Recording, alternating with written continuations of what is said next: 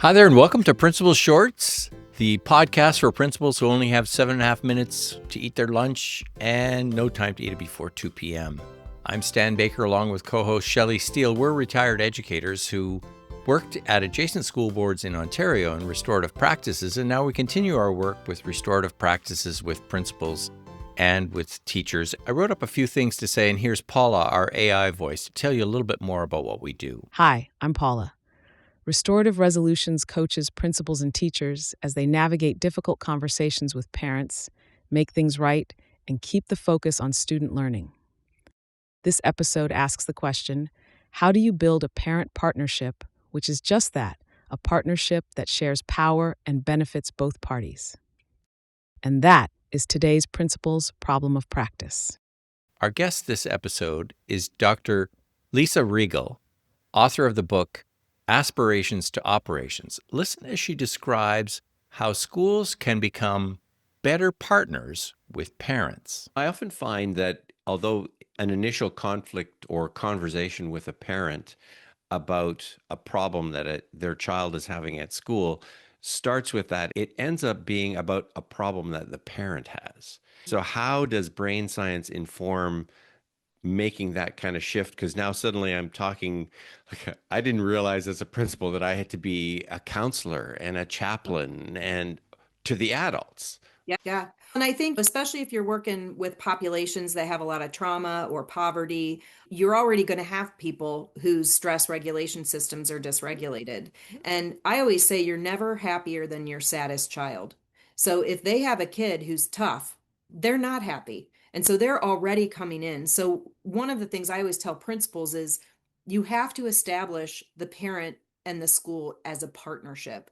And if you think about a partnership, there's a couple characteristics of a partnership. One is that both of us have power in the relationship and both of us benefit by being part of the partnership. If those two conditions aren't met, then it's a subordinate relationship. And that's what I see is we call parents in, we basically rail on them about all the things their kid's doing wrong, which is going to escalate them.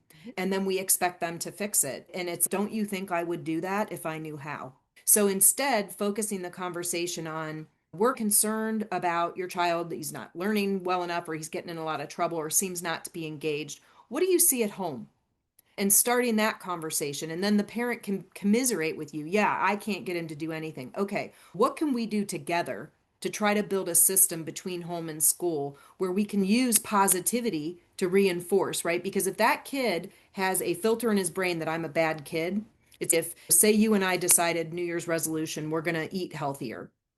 Okay, so we say we're not going to go to the Mexican restaurant and eat 3 bags of chips and margaritas on Wednesday. We're going to go to the vegetable restaurant. So we'll do it and we'll have a little energy in the beginning, but there will be a day where we're tired and we've had a rough day and we're like, let's go to the Mexican place. We're going to sit there and then we have a huge choice. We either say, we were never meant to be healthy eaters. I'll see you here next week. Or we say, oh, fell off the wagon. Next week we go back.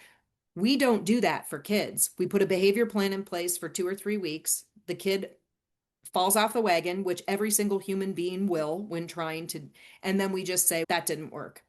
And we don't infuse it with the positivity. Every time you get a compliment or you get positivity, you get that little dopamine hit. So that celebration. So I talk about creating behavior plans. Right now they look like tattletale plans to me. So instead, creating behavior plans that are win-then plans that give agency to the child. So like I do something with kids that are super impulsive called stop and think. And so I say, okay, if you're sitting down, that's a state of action. If you stand up, you've changed it. So what I want you to do is before you change your state of action, if you're quiet and then you're going to talk, you have to do it. And I want you to do this with your hands. Stop and think. So make jazz hands, stop and think. And what that does is it gives your brain a moment of distraction between thought and action. And it's something the teacher can see. So if the teacher sees the kid do this, they can go over and be like, what'd you just stop yourself from doing? And the kid might say, I was going to throw this chair. And you go, but you didn't. And you high five. How'd you stop yourself? And so you're giving that just in time support because it's hard to change behaviors. If it was easy, nobody would smoke or eat fast food or sit on their couch. We would all be perfect, healthy humans. As a principal, you know that you often discover a deeper adult stress or trauma when you engage in conversations with parents. So here's practice number 1. Ask yourself if the power and the benefit of this partnership is actually shared. Practice number 2, listen to understand, not to respond, in order to build positivity and reinforcements at school and at home. Practice number 3, celebrate the small gains. It's Paula again. Dr. Lisa Riegel talks about how sustainable behavior change happens through reinforcement, agency, and celebration, not punishment, shame, or short-term compliance plans. Curious about the how-to of principal-school partnerships? It definitely takes some practice, but let's have a conversation. Send me an email to stan@restorative.ca. And finally, don't skip your lunch today. You deserve that full 7.5 minutes.